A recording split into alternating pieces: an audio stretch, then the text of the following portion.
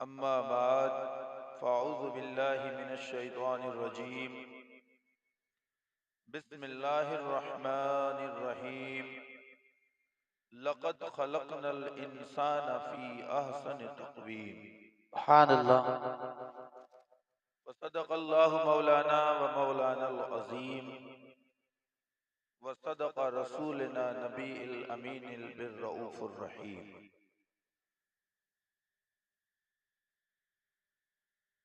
सबसे पहले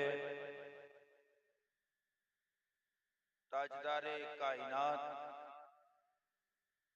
हुजूर नबी रहमत शफीए उम्मत तबीब आज़म नय्यर आलम सल्लल्लाहु ताला अलैहि वसल्लम की बारगाह मुक़द्दसा में दुरूद व सलाम का नजराना पेश फरमाए। पढ़े अल्लाहुम्मा सल्ली अल्लाहुम्मा अला सल्ली अला सय्यिदिना शफीअना सय्यदुना व नबीना मौलाना मुहम्मदिन मुहम्मदिन व बारिक बारिक व वसल्लिम सल्लिम सल्लु सल्लु अलैहि अलैहि सलातो व सलामुन व सलामुन सलामुन अलैका अलैका या या रसूल रसूल अल्लाह अल्लाह या नबी सल्लल्लाहु अल्लाह अलैहि या हबीब वसल्लम। अल्लाह।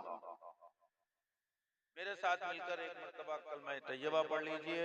ला ला इलाहा इलाहा इल्लल्लाहु इल्लल्लाह मुहम्मदुर मुहम्मदुर रसूल सल्लल्लाहु सल्लल्लाहु ताला तआला अलैहि अलैहि वसल्लम। वसल्लम। मैं बहुत मशकूर और ममनून हूँ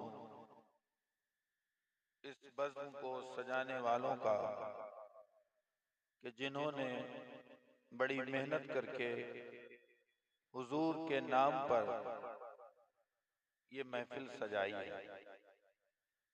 तो वहीं मैं आप हजरात का भी बड़ा मशकूर और ममनून हूँ कि दिसंबर के महीने में सर्दी की परवाह किए बिना आप इस जलसे को सुनने के लिए तशरीफ लाए हैं।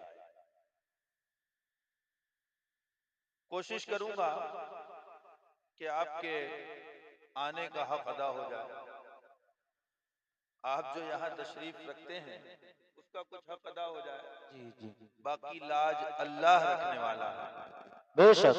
व तो इज़्ज़ु मन तशा व तो ज़िल्लु मन तशा।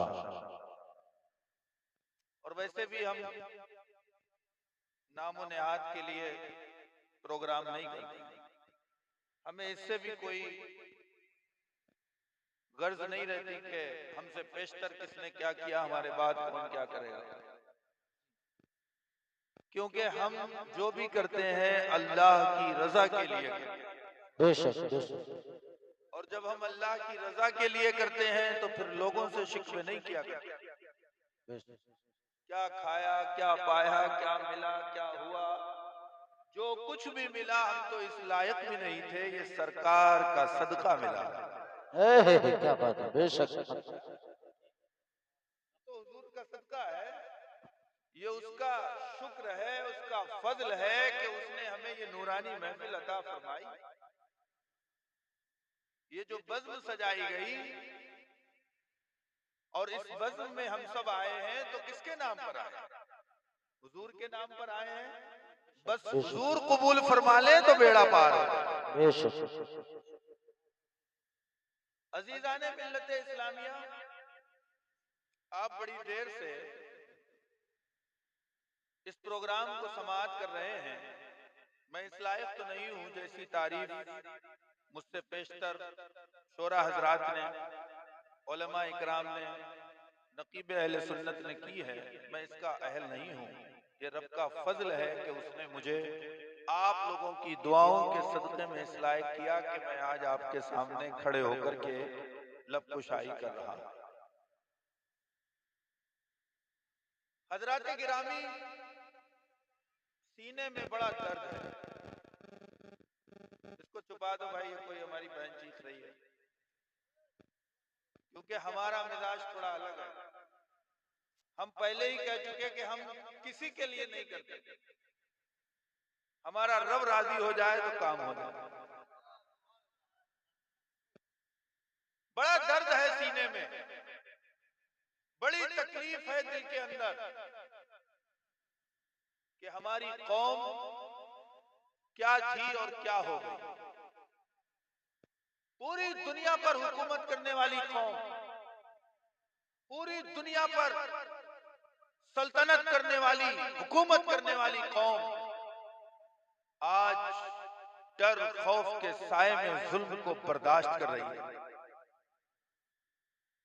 सलाहुद्दीन अयूबी का इंतजार कर रही है।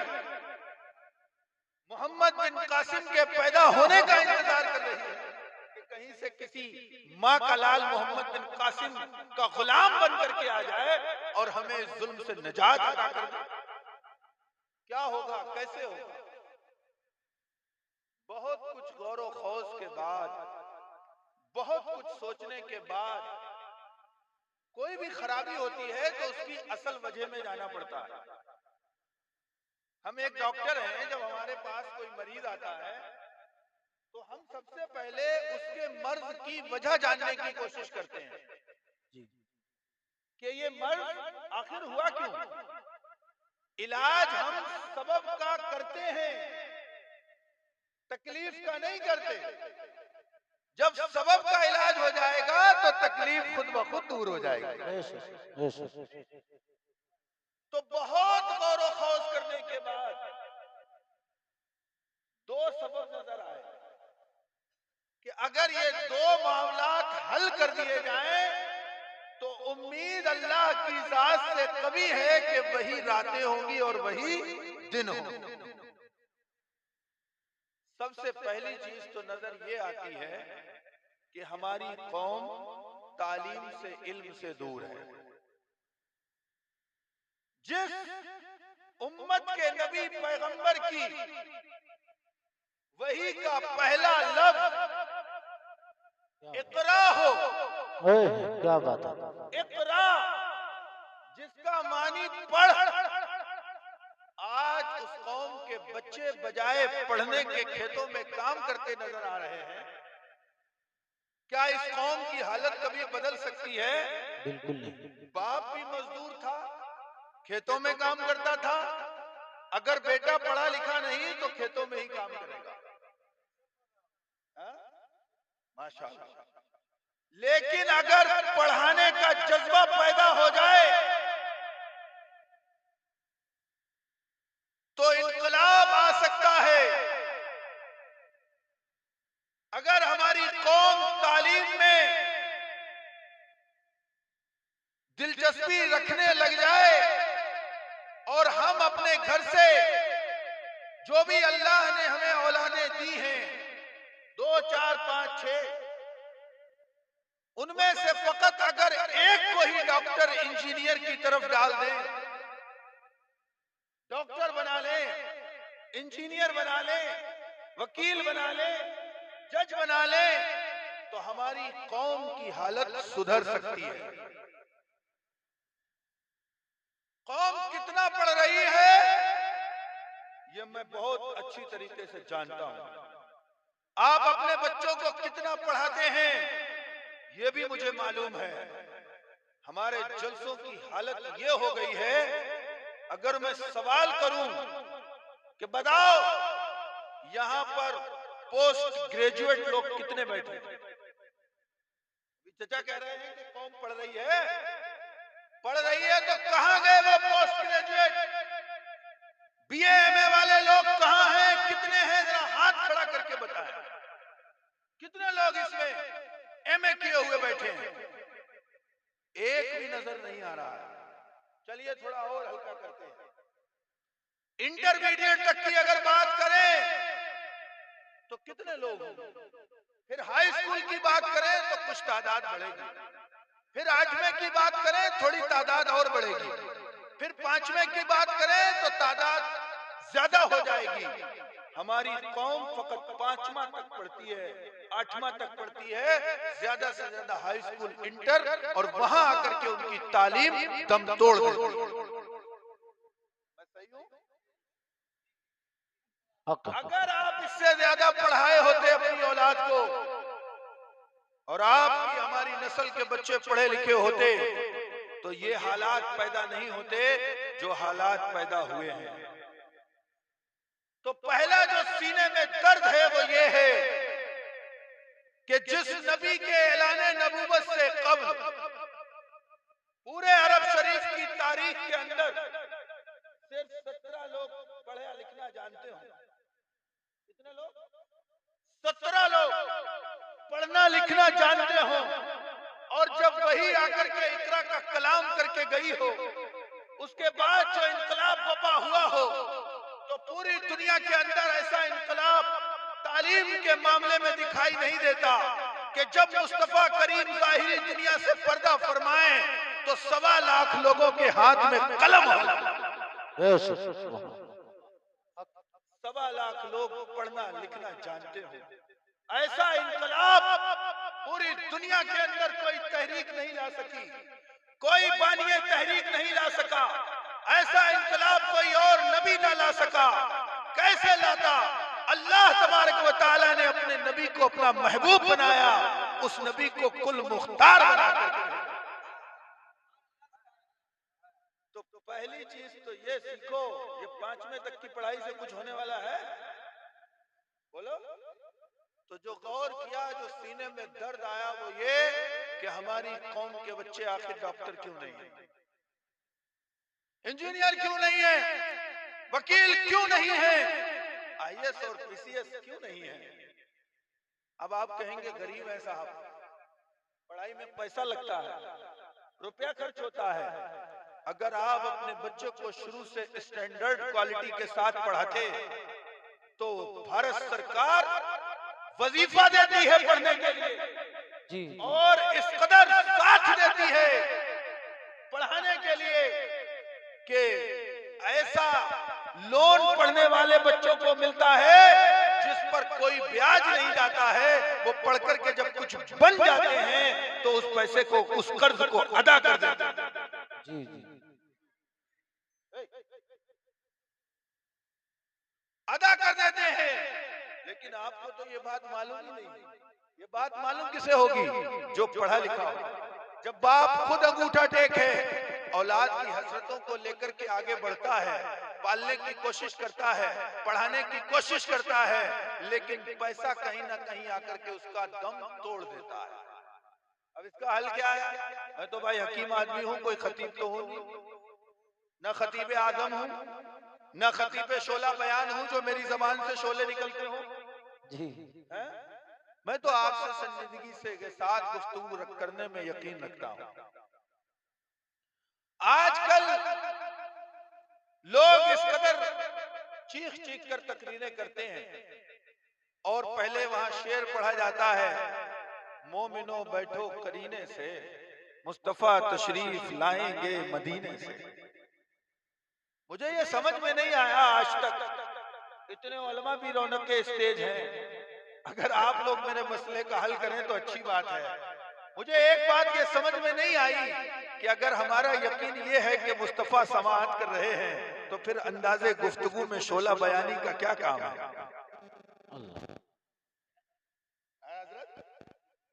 क्या जरूरत है चीखने पुकारने की, चिल्लाने की? क्योंकि हमारे इमाम ने जो हमें दर्स दिया है, इमाम इश्क मोहब्बत। जम गए हो क्या? अरे बोलो कुछ। इमाम इश्क मोहब्बत के नाम पर तो मचल जाओ। इमाम इश्क मोहब्बत ने क्या कहा? दूर और नजदीक के सुनने वाले वो कान, दूर और नजदीक के सुनने वाले वो कान, काने लाले करामत पे लाखों सलाम।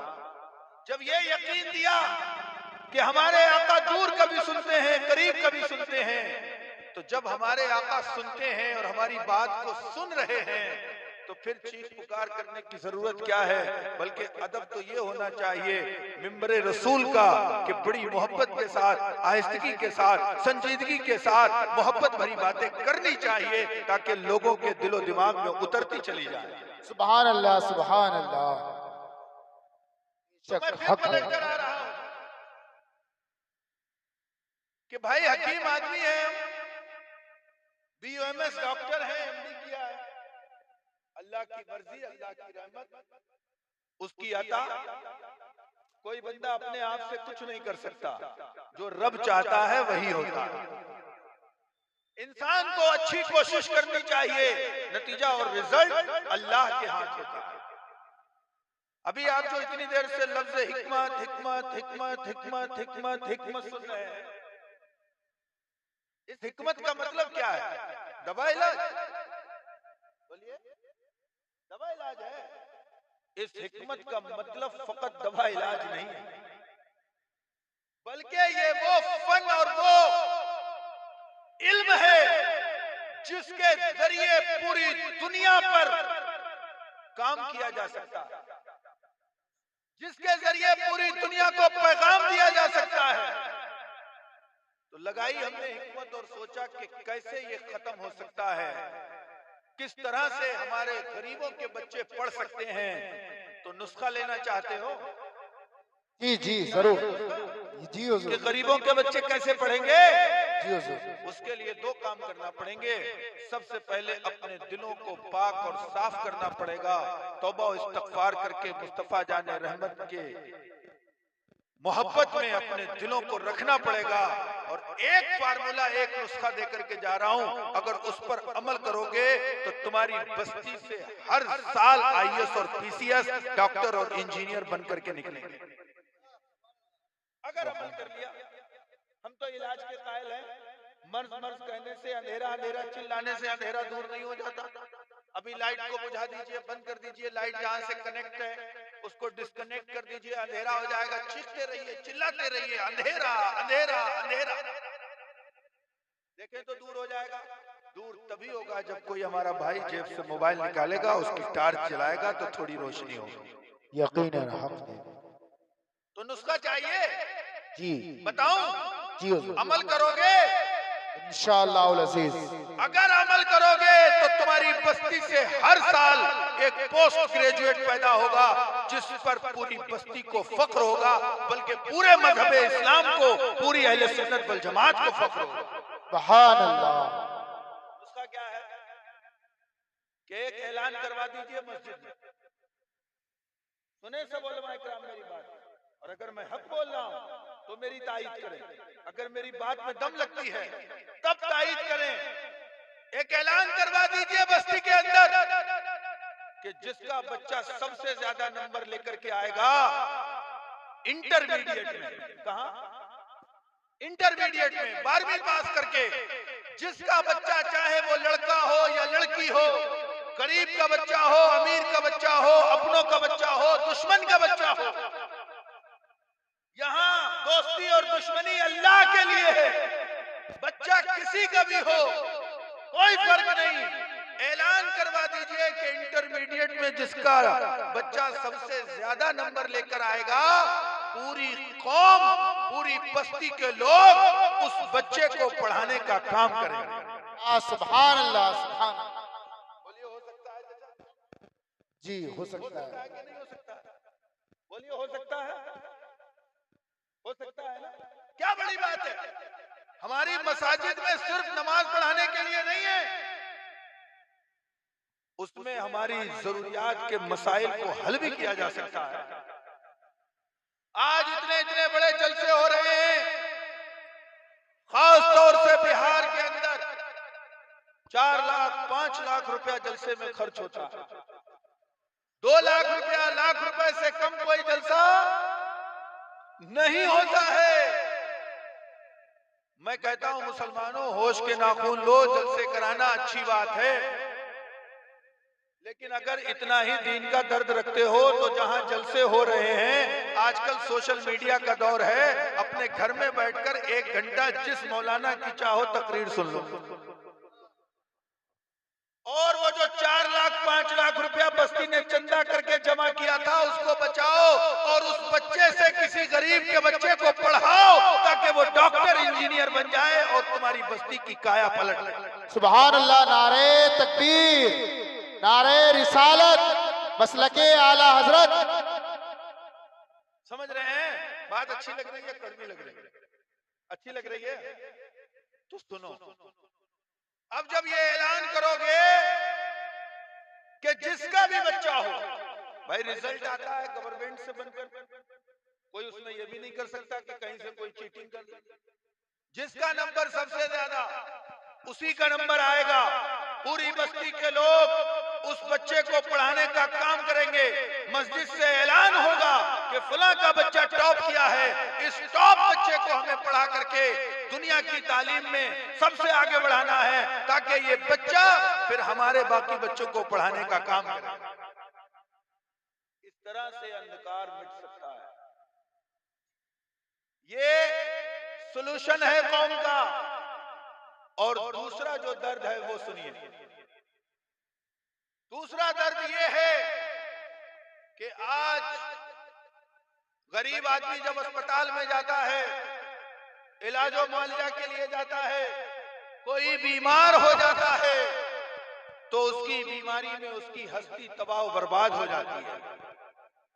वो मकरूज हो गया, उसको अपनी खेत जमीन बेचना पड़ती है, क्योंकि हमारे पास जो अस्पताल हैं, उन अस्पतालों में जो डॉक्टर बैठे हैं तो उनमें बहुत से डॉक्टर ऐसे हैं कि जो बिल्कुल यकीन और ईमानदारी के साथ काम करते हैं, लेकिन इसी दुनिया की भूख में कुछ डॉक्टर ऐसे भी हैं जो डॉक्टर कम और डाकू ज्यादा बने हुए हैं।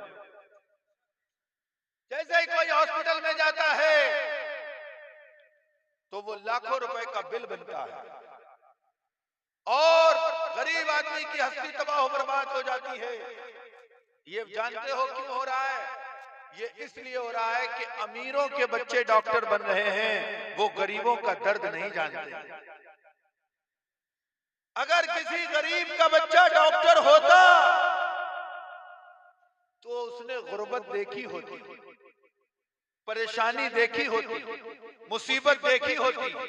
जब उसके क्लिनिक पर, उसके हॉस्पिटल में कोई गरीब आता तो उसको अपनी गरीबी के दिन याद आते, अपनी परेशानी के दिन याद आते, अपनी मुसीबत के दिन याद आते, और वो आपके साथ सिले रहमी करता, हमदर्दी करता और ईमानदारी से काम करता। हो सकता है वो आपको मोहताज होने से बचा लेता, आपको फकीर होने से बचा लेता। तो इसलिए जरूरी है कि गरीब के बच्चे पढ़ें, और जब वो पढ़ेंगे तो वो आपका ख्याल करेंगे। अमीर का बच्चा जब डॉक्टर बनता है तो अमीरों जैसे पहले से ही उसके ख्वाब होते हैं। वो पहले ही से सोचता है, भाई हमको जो है वो BMW लेना है, ऑडी लेना है, हमको जो है एक बंगला बॉम्बे के अंदर, एक बेंगलोर के अंदर रखना है, फिर एक कश्मीर के अंदर बनाना है, फिर दुनिया में जो है 100-200 बीघा जमीन लेना है, नौकर चाकर रखना है। उसके तमाम तर ख्वाब होते हैं। गरीब का फकत एक ही ख्वाब होता है, वो ये कि अल्लाह ताला हमें अच्छी छत दे दे और 2 वक्त की सुकून की रोटी दे दे। उसे सिर्फ रोटी, कपड़ा और मकान की जरूरत है। लेकिन जो अमीरों के बच्चे हैं उनके ख्वाब बड़े होते हैं, क्योंकि वो बड़े मालदारों के बच्चे हैं। इसलिए ये दर्द लेकर के तहरीक अहले हिकमत गांव-गांव, नगर-नगर, डगर-डगर, शहर-शहर घूम रही है कि किसी सूरत कुछ गरीबों में से, कुछ गरीब लोगों में से डॉक्टर पैदा हो जाएं, इंजीनियर पैदा हो जाएं, वकील वकील पैदा हो जाएं, ताकि हमारी कौम का भला हो जाए, इन गरीबों का भला हो सके। आज सबसे ज्यादा जो पैसा नागहानी में खर्च होता है वो दवा इलाज के नाम पर खर्च होता है। अगर हमारे अस्पताल होंगे तो ये पैसा बचाया जा सकता है।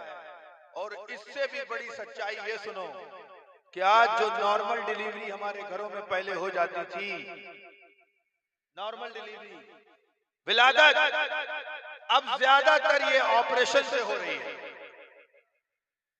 जैसे ही बंदा प्राइवेट हॉस्पिटल में लेकर के पहुंचा, वहां ज्यादातर अस्पतालों में बहुत से डॉक्टर जो अपने ईमान को बेच चुके हैं, गिरवी रख चुके हैं, उनकी नजर जेब पर होती है।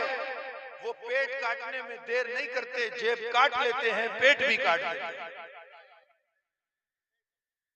आप देखिए, हमारे 20 साल से ज्यादा उम्र के जितने भी लोग यहाँ बैठे हैं, सब नॉर्मल डिलीवरी से पैदा हुए होंगे। हाथ कंगन आरसी क्या, पढ़े लिखे को फारसी क्या, अभी यही बैठे हैं ना सब लोग।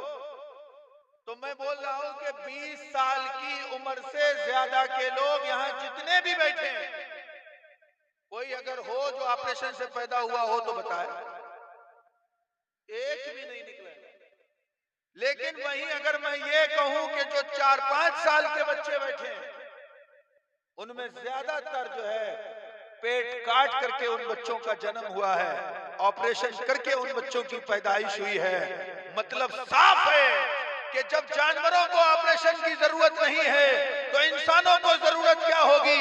रब्बे कायनात ने तो ये कुदरती निजाम रखा है जो कुदरती तौर पर अपने घरों के अंदर भी अंजाम दिया जा सकता है। ये सिर्फ नामो निहात के लिए जो लोग हॉस्पिटल पहुंचते हैं, उस हॉस्पिटल पहुंच करके उनका जेब भी काट दिया जाता है, उनका पेट भी काट दिया जाता है। तो इसके लिए क्या है भाई हमारे पास? अब सोच रहे हो इसमें तो हमारी जरूरत नहीं है, तो तुम्हारी नहीं है, तुम्हारी औलादों को जरूरत पड़ेगी। उनकी जरूरतें अगर पूरी हो गई तो उनकी औलादों को जरूरत पड़ेगी। है कोई लाए अमल, या सिर्फ अंधेरा अंधेरा करते रहोगे? ये दर्द भी तहरीक अहले हिकमत अच्छे से महसूस करती है, और तहरीक अहले हिकमत इस मिशन पर चल रही है कि शहर शहर में अस्पताल ऐसे खोले जाएं जिसमें नॉर्मल डिलीवरी से बच्चे पैदा हों, और गांव-गांव की बेटियां जो पढ़ी लिखी हैं उनको नॉर्मल डिलीवरी कराना सिखाया जाए, ताकि तहरीक अहले हिकमत से जुड़कर वो बच्चियां गांव-गांव गली-गली इस हुनर को जान लें और अपनी बहन का पेट कटने से बचा लें और अपने भाई की जेब कटने से बचा लें।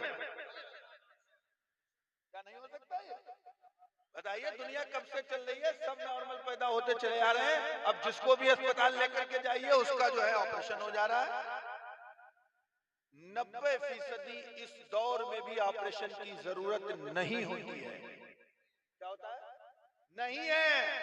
लेकिन प्राइवेट अस्पताल में जब आप ले जाएंगे तो 90% प्राइवेट अस्पतालों में जेब और पेट काटा जा रहा है। क्या बड़ी बात है कि कुछ बच्चियां हाई स्कूल इंटर किए हुए वो एएनएम जीएनएम का कोर्स कर ले, वो दाइया का कोर्स कर ले, और खड़ी होकर बहन फिक्र मत करना, हम तुम्हारे साथ खड़े हैं, हम तुम्हारी इज्जत और आबरू पर भी पहरा देंगे और तुम्हारा पेट और जेब कटने से भी बचा लेंगे।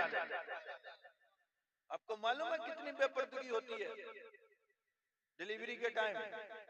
जो माँ बहनें बैठी हैं पर्दे में वो जानती होंगी इस दर्द। घर से जाती हैं 4-6 औरतें एक औरत को लेकर के, और वो जैसे ही पहुंची ऑपरेशन थिएटर के अंदर सबको बाहर कर दिया जाता है, सब बाहर। अब मरीज तन्हा है, वहां डॉक्टर हैं, बड़ा खुश हो रहे हैं कि लेडीज डॉक्टर है इस अस्पताल में, लेकिन हर जगह ऐसा नहीं है दोस्तों। बहुत से अस्पतालों में सिर्फ लेडीज स्टाफ होगा, यकीनी वो भी नहीं कह सकता हूं, होगा कहीं 2-4 में। ज्यादातर में आलम यह है कि ऑपरेशन थिएटर में मर्द खड़े होते हैं, औरत पर रहना होती है, उसकी इज्जत तार-तार हो रही होती है, वो खून के आंसू बहा रही होती है। अगर हमारी कौम की बच्चियां नर्स बन जाएं, डॉक्टर बन जाएं, दाइया बन जाएं, तो हम उनकी इज्जत को बचा सकते हैं, उनकी अस्मत पर पहरा दे सकते हैं। इसके लिए क्या करना होगा? इसके लिए हमें अपनी बच्चियों को पहले पढ़ाना पड़ेगा, हाई स्कूल इंटर करवाना पड़ेगा। तहरीक अहले हिकमत ये दर्द लेकर के पूरी दुनिया में घूम रही है कि किसी सूरत आने वाले तूफान के लिए हम कुछ तैयारियां कर लें। आपके इलाके में शायद कभी बाढ़ आती हो, अगर अभी कोई ऐलान हो जाए, कहीं से मैसेज आ जाए कि बाढ़ आ रही है, तो क्या करोगे? जलसे में बैठे रहोगे कि भाग जाओगे? सब भाग जाएंगे, बल्कि मुझसे भी कहेंगे हजरत हजरत डॉक्टर साहब जरा जल्दी पड़िए, इधर बाढ़ आ रही है, खत्म करिए प्रोग्राम। आपको पता नहीं है कि जब बाढ़ आती है, खतरा सर पर आता है, तो लोग उसकी तैयारी करते हैं। आज 20 साल से कुछ डॉक्टरों ने डकैती डालना शुरू किया है। क्या हमने कुछ इसके लिए तैयारियां की हैं? उसके लिए तैयारी फकत तहरीक अहले हिकमत कर रही है, जो बरेली शरीफ के अंदर जेआरएच इंस्टीट्यूट एंड रिसर्च सेंटर बना करके बच्चियों को नर्स बनाने का काम कर रही है। कोई बिजनेस और तिजारत नहीं करते हैं हम लोग, बिजनेस और तिजारत के लिए काम नहीं करते हैं। अल्लाह ताला ने जब मुंह दिया है तो वो रिस्क भी देता है। जो रब, जो मालिक, जो खालिक मादर शिकम के अंदर भी हमें खिलाता पिलाता है, वो दुनिया में आकर के हमारे लिए क्या इंतजाम नहीं करेगा? वो रब्बे कायनात जब दांत नहीं होते हैं उस वक्त दूध का इंतजाम करता है, जब दांत आ जाते हैं तो गोश्त और खाने का इंतजाम करता है। वो नहीं करेगा? करेगा।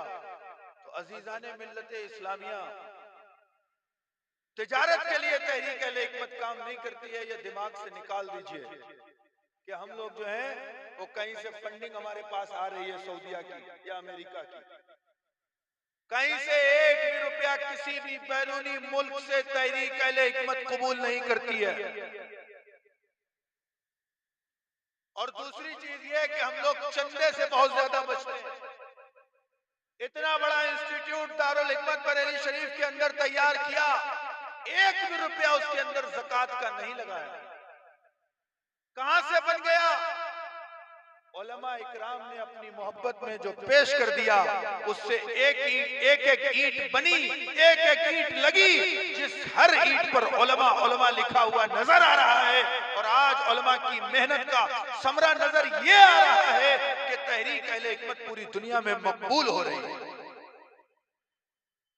ये करती है आपकी तहरीक अहले हिकमत। हम लोग चंदे के लिए धंधा नहीं बनाते, हम लोग कौम का दर्द लेकर के घूम रहे हैं। और ये फकत इसलिए है कि एक हमारे परेशान होने से अगर लाखों लोगों के लिए आसानियां हो जाएं तो यही जिंदगी की मेराज है। पूरी दुनिया की दौलत अगर आ जाए, कारून का खजाना भी आ जाए, सिकंदर की हुकूमत भी आ जाए, फिर भी खाली हाथ जाना है, ये दौलत साथ नहीं जाएगी। अभी दुनिया में हो तो आखिरत का इंतजाम कर लो। जब आखिरत का इंतजाम करोगे तो उसके लिए फिर अल्लाह को राजी करना पड़ेगा। जब दुनिया में हो तो आखिरत की तैयारी करो। अगर आखिरत की तैयारी नहीं करोगे तो बेड़ा कैसे पार होगा?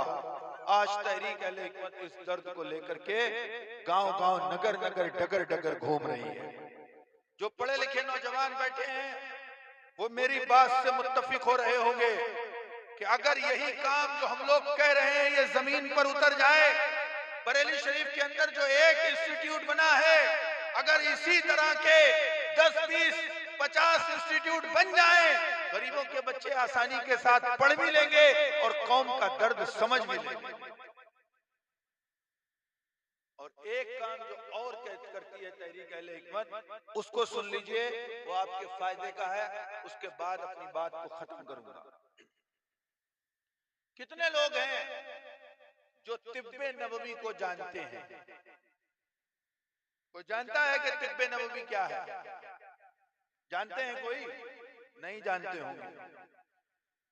तिब्बे नबवी हुजूर नबी रहमत शफी उम्मत तबीब आजम सल्लल्लाहु ताला अलैहि वसल्लम ने जो हमें इलाज का तरीका बताया उसको तिब्बे नबवी कहते हैं।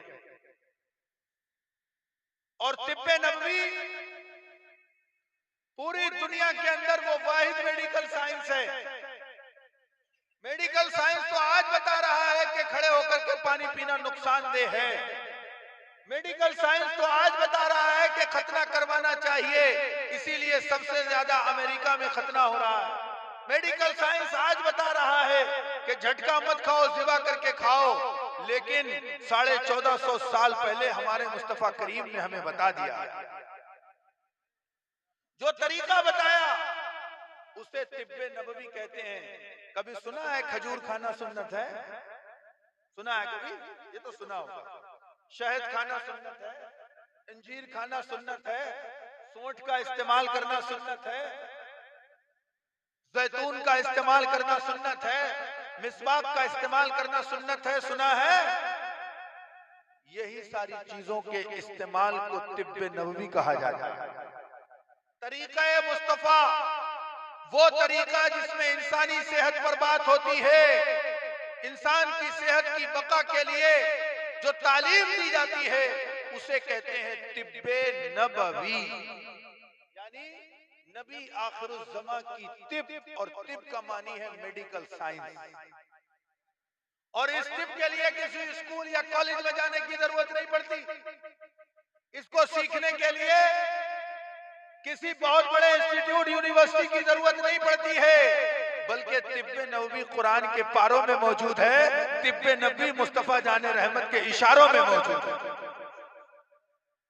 हदीस शरीफ में बेशुमार हदीसें हैं, दो चार बातें काम काम की सुन लीजिए, आपके काम आएंगी। अभी आप लोगों में से बहुत से लोग होंगे जो पेट की बीमारी को लेकर बड़े परेशान हैं। गैस बहुत बनता है साहब, टॉयलेट साफ नहीं होती है, तकलीफ होती है, अफारा लगा रहता है। जानते हो ये क्यों लगा रहता है? इसलिए कि तुम्हें तरीक़े मुस्तफा मालूम नहीं। आकाए नामदार, मदीने के ताजदार, हबीब परवरदिगार सल्लल्लाहु ताला अलैहि वसल्लम के दौरे हाजिर में एक शख्स, एक हकीम साहब मदीने शरीफ में तशरीफ लाए, आए, कुछ दिन रहे और थोड़े दिनों के बाद बोरिया बिस्तरा बांध लिया, चल दिए। लोगों ने पूछा कैसे आए थे, कहां जा रहे? कहा आया तो मदीने पाक में इसलिए था कि यहाँ बीमारों का इलाज करूंगा, लेकिन यहाँ देखता हूं कि कोई बीमार ही नहीं होता। सुभान अल्लाह, सुभान अल्लाह। चाहते हैं कि कुछ ऐसा नुस्खा दिया जाए जिससे हम बीमार ही ना हो? बोलिए जी जरूर। तो सुनिए, हुजूर नबी पाक सल्लल्लाहु ताला अलैहि वसल्लम के दौर में हकीम हाज़िक बोरिया बिस्तरा बांध कर जा रहे हैं। पूछा गया भाई क्यों जा रहे हो? कहने लगे आया तो था इसलिए कि इलाज करूंगा, लेकिन यहाँ देखता हूं कि कोई बीमार होता ही नहीं। इस पर आका इनामदार, मदीने के ताजदार, दोनों आलम के मालिको मुख्तार, हबीबे परवरदिगार सल्लल्लाहु ताला अलैहि वसल्लम ने फरमाया, जो कौम भूख लगने पर खाती हो और भूखी ही उठ जाती हो, वो बीमार नहीं होती। क्या हुनर दिया? आप लोगों को तो समझ आ रही होगी। क्या हुनर दिया कि भूख लगने पर खाना खाइए और जब खाना खाने बैठिए तो थोड़े भूखे ही उठ जाइए। ये तान तान करके खाते जाइए, खाते जाइए, खाते जाइए। ये आप खाना नहीं खा रहे हैं, बल्कि बीमारियों को जन्म लेने का इंतजाम कर रहे हैं। या रसूलल्लाह, तबीब आदम नैयर आलम सल्लल्लाहु ताला अलैहि वसल्लम कितना खाएं? तो आका ने जवाब दिया है, हदीस की किताबों में मिल जाता है कि अपने पेट के 3 हिस्से करो। 3 कितने? 3 हिस्से करो। एक खाने के लिए, एक पानी के लिए और एक हवा के लिए बाकी रखो। कोई डिब्बा लीजिए और उस डिब्बे को पूरा भर दीजिए ढक्कन, और फिर कहिए थोड़ा हिलाइए, तो हिलेगा? नहीं हिलेगा, क्योंकि आपने पूरा भर लिया है। इसी तरीके से बिल्कुल तान तान के हलक तक खा लीजिए, यहां तक बस उल्टी हो जाए। इतना खा लीजिए कि उल्टी हो जाए। हजम होगा? कभी नहीं होगा। और कुछ बेवकूफ ये समझते हैं कि ज्यादा खाने से सेहत बनती है और वो इसलिए ज्यादा खाते हैं। ऐसे लोगों की सेहत नहीं बनती, ऐसे लोगों का वजन नहीं बढ़ता, बल्कि सिर्फ पेट बढ़ता है, तंदूर होता चला जा रहा है। मालूम हो रहा है कि अब वक्त करीब आ गया, वक्त करीब आ गया। इतना बड़ा पेट लेकर के घूम रहा है, न कुर्ता अच्छा लग रहा है, न शर्ट अच्छी लग रही है, न कोट अच्छा लग रहा है। वजह एक ही है कि तान तान करके खा रहे हो, मुस्तफा के तरीके को छोड़ रहे हो। तरीके मुस्तफा को छोड़ देना है वजह बर्बादी। तरीके मुस्तफा को छोड़ देना है वजह बर्बादी। इसी से हुई है कौम बेइख्तिदार अपनी। तान तान करके खाया और इतना खाया कि फिर डायरिया हो गया, कॉलरा हो गया, हैजा हो गया। पूरी टिप के अंदर, मेडिकल साइंस के अंदर कोई ये नहीं दिखा सकता कि कोई आदमी कम खाया हो और मर गया हो, लेकिन पूरी टिप के अंदर ऐसे सैकड़ों वाकयात, बल्कि आपकी बस्ती के अंदर भी मिलेंगे जिसमें आदमी ने ज्यादा खाया, डायरिया हो गया, कॉलरा हो गया और वो दुनिया से चला गया।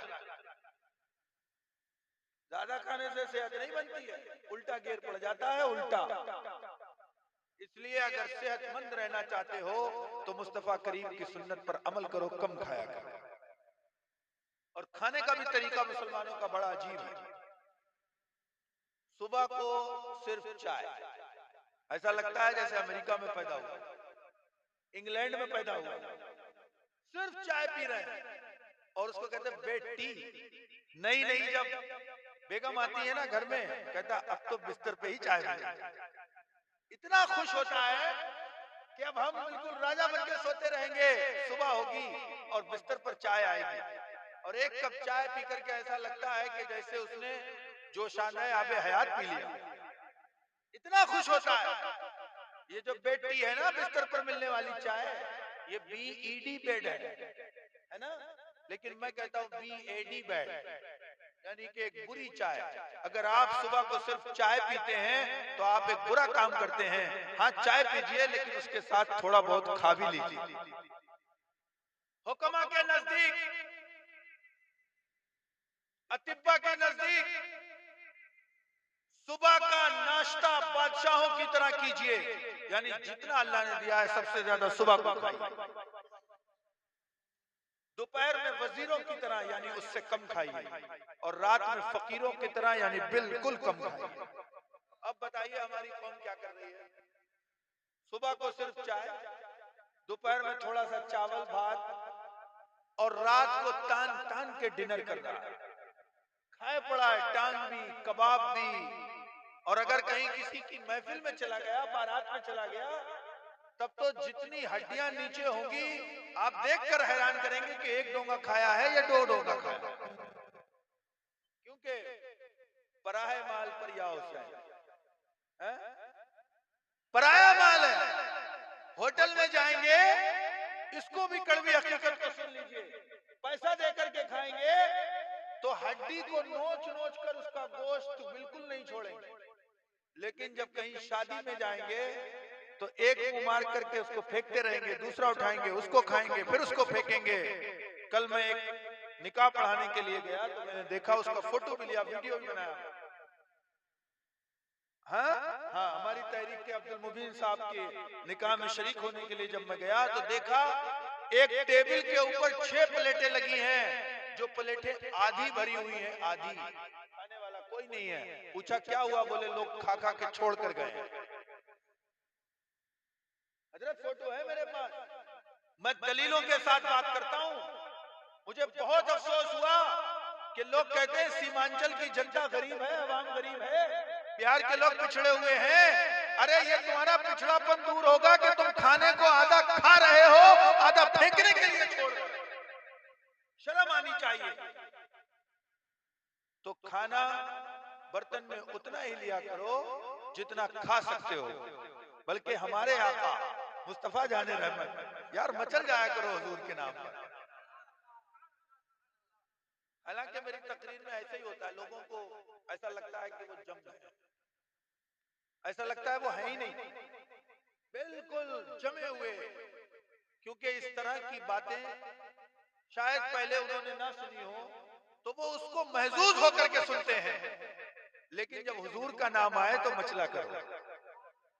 हमारे आका मुस्तफा जाने रहमत सल्लल्लाहु ताला अलैहि वसल्लम ने हमारे लिए कोई भी रास्ता ऐसा नहीं छोड़ा है जिस पर रहनुमाई ना की हो।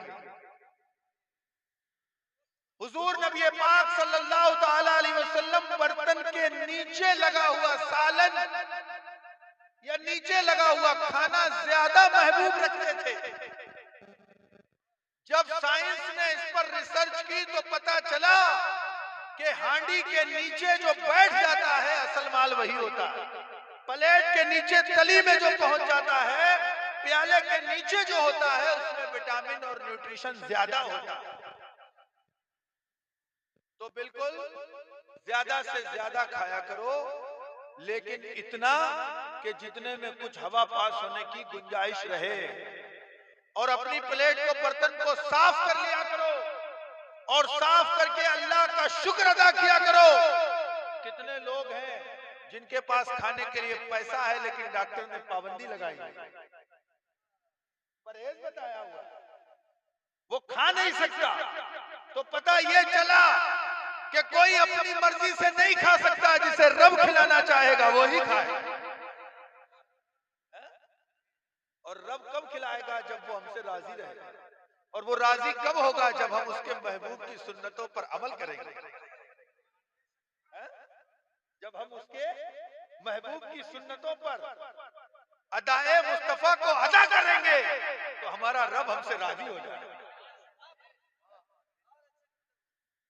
एक दिन सैयदना सरकार उमर फारूक आजम एक पेड़ की टहनी को पकड़कर मुस्कुरा रहे हैं।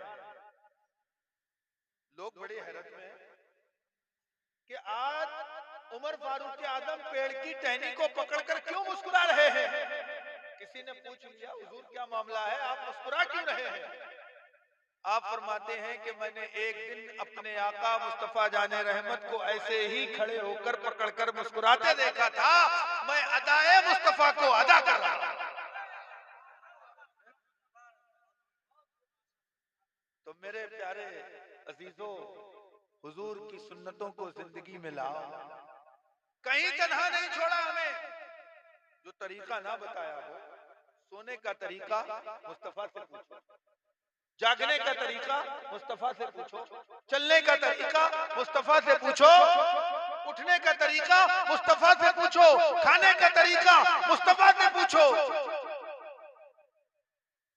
हमें चाहिए कि हम अपने आका का दामन थाम लें। जब दामन थाम लेंगे तो इंशाअल्लाह उल अजीज हमारी जान भी बाकी रहेगी, ईमान भी बाकी रहेगा। समझे? तो अब कम खाइएगा, वरना ज्यादा दिन नहीं खा पाएंगे। और ज्यादा दिन खाना है, ताकतवर बन करके रहना है। तो सुबह को ज्यादा से ज्यादा खाया करिए। ये जो चेहरे देख रहे हैं ना, अभी भी लगता है बिल्कुल जवान है, सफेद दाढ़ी में है। और अभी जवान आदमी कोई इनकी कलाई को पकड़ने को छुड़ा नहीं सकता। ये चाय पी करके बड़े नहीं हुए हैं। हाँ, पूछ लीजिए, मेरा सर्वे है, एनालिसिस है बुजुर्गों पर। एक बूढ़ा आदमी अगर कलाई पकड़ ले तो आज का नौजवान छुड़ा नहीं सकता। वजह क्या है कि आज का नौजवान चाय पी पी के बड़ा हुआ है और ये दूध घी खा करके बड़े हुए हैं। तो इसलिए अजीजाने मिल्लत इस्लामिया, मैं आपको दावत मोहब्बत दे रहा हूं, अपनी रविश को, अपने तरीकों को बदलो, लौट आओ मुस्तफा जाने रहमत की तरफ। इंशाअल्लाह तुम्हारे ही दिन होंगे, तुम्हारे लिए ही सारी बहारें होंगी। तो कम खाओ, ठीक है? और मिसवाक करना सीखो। मिसवाक किया करो। मिसवाक जब करोगे तो अल्लाह सवाब भी अता फरमाएगा, अजर भी अता फरमाएगा। साथ में जब मिसवाक करोगे तो दांत सलामत रहेंगे, दांत सलामत रहेंगे तो आंतें सलामत रहेंगी, आंतें सलामत रहेंगी तो मैदा और जिगर सलामत रहेगा, जिगर सलामत रहेगा तो अच्छा खून बनेगा, और अच्छा खून बनेगा तो सेहत अच्छी रहेगी। मिसवाक ही नहीं जानते? अल्लाह, दतून नीम की हो सकती है, पीलू की हो सकती है, बबूल की हो सकती है। दातून किया करिए। दातून करेंगे तो दांत सलामत रहेंगे, दांत सलामत रहेंगे तो फिर रोटी निगलना नहीं पड़ेगी, चबा चबा करके खाएंगे। और जब चबा चबा करके खाएंगे तो आंतों को मेहनत कम करना पड़ेगी। जब आंतों को मेहनत कम करना पड़ेगी तो जिगर को मेहनत कम करना पड़ेगी।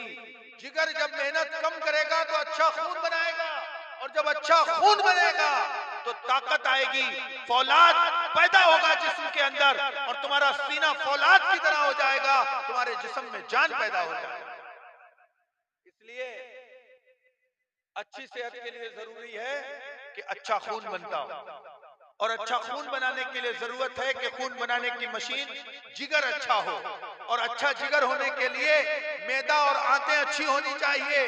अच्छी आंतें और मैदा होने के लिए दांत अच्छे होना चाहिए, और दांत होने के लिए मिसवाक साथ होना चाहिए। मिसवाक करिए, वरना डॉक्टरों के चक्कर लगाते रहेंगे। मैं आपको बचाना चाहता हूं, बड़ी जिम्मेदारी के साथ कह रहा हूं कि अगर हम लोग खाने पीने में मुस्तफा जान रहमत के तरीके को शामिल कर लें तो बीमार नहीं होंगे, इंशाअल्लाह बीमार नहीं होंगे। ये जो पैसा हमारा लाखों हजारों एकदम से बर्बाद होता है, ये बर्बाद नहीं होगा। उसी पैसे से हम अपने बच्चों को पढ़ा लिखा सकते हैं, समझे?